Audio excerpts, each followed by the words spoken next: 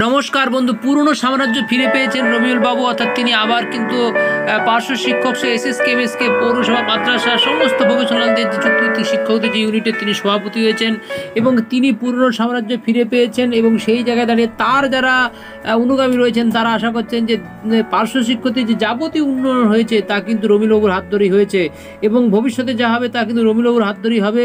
এবং দীর্ঘ তিনি সংগ্রাম করেছেন, লড়াই করেছেন, যার ফলে তিনি আবার এই সাম্রাজ্য ফিরে পেয়েছেন, অর্থাৎ তিনি এই পদ ফিরে পেয়েছেন। এবং এখানে যে প্রশ্ন হচ্ছে বন্ধু, তাহলে লড়াইয়ের জায়গায় কি পার্শ্ব শিক্ষক এসএসকেএমএস চুক্তিভিত্তিক শিক্ষকরা তাদের কি সুদিন আসতে চলেছে, অর্থাৎ রবিউল বাবু কি পারবেন বেতন বৃদ্ধি করতে? তবে তার যারা অনুগামী রয়েছেন তারা বলছেন যে কঠোর পরিশ্রম সংগ্রাম করতে না পারলে একটা মানুষ জীবনে কিছু অর্জন করার যোগ্য হয়ে ওঠে না। জীবন যুদ্ধে হাজারো লড়াই সংগ্রাম, ঘাত প্রতিঘাত, নানা বাধা বিপত্তি অতিক্রম করে আবারও স্বমহিমায় আমাদের সকলের প্রিয় অত্যন্ত কাছের মানুষ রবিউল ইসলাম শেখ, অর্থাৎ তিনি পার্শ্ব শিক্ষকদের জন্য লড়াই করেছেন এবং এমনটাই তার যারা অনুগামী রয়েছেন তারা কিন্তু দাবি করেছেন। সাম্প্রতিক কিন্তু যে বিষয়গুলো উঠে এসছে সেই বিষয়গুলো যেভাবে সংগঠনকে সাজানো হয়েছে নতুনভাবে, সেক্ষেত্রে দাঁড়িয়ে পার্শ্ব শিক্ষক এসএসকেএমএসকে চুক্তিভিত্তিক শিক্ষক মাদ্রাসা পৌরসভা সবাইকে নিয়ে কিন্তু একটা কমিটি তৈরি করে নেওয়া হয়েছে এবং জেলা ভিত্তিকভাবে করে নেওয়া হয়েছে। সেই কমিটির লিস্টও আপনাদের সামনে বন্ধু তুলে ধরবো। তবে তার অনুগামীরা মনে করছেন যে এইবার হয়তো তো রবিউল বাবুর হাত ধরেই পার্শ্ব শিক্ষকদের যে যাবতীয় যন্ত্রণা বা চুক্তিভিত্তিক শিক্ষকদের যে যন্ত্রণা সেটা কিন্তু অবসান হতে চলেছে। তো বন্ধু, এই বিষয়গুলোকে আপনারা কী ভাবছেন যে রাজ্যের শিক্ষামন্ত্রী তথা শিক্ষা সেলের চেয়ারম্যান সম্মানীয় বাপ্ত বসু মহাশয় একজন সঠিক মানুষের হাতে দায়িত্ব তুলে দিয়েছেন?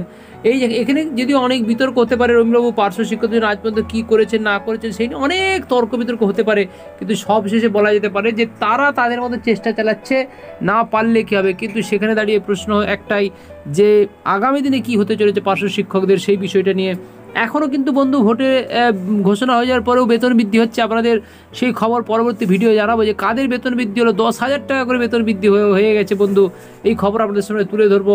তবে রবিউল শেখ যে দল ও সংগঠনের সমস্ত স্তরে পেশার মানুষের মানোন্নয়ন করতে সফল হবেন এমনটা আশা করছেন দাদাকে এবং রাজ্য কমিটির সকল পদাধিকারী আমাদের অন্তঃস্থল থেকে অভিনন্দন, শুভেচ্ছা এবং হার্দিক অভিনন্দন জানাচ্ছেন।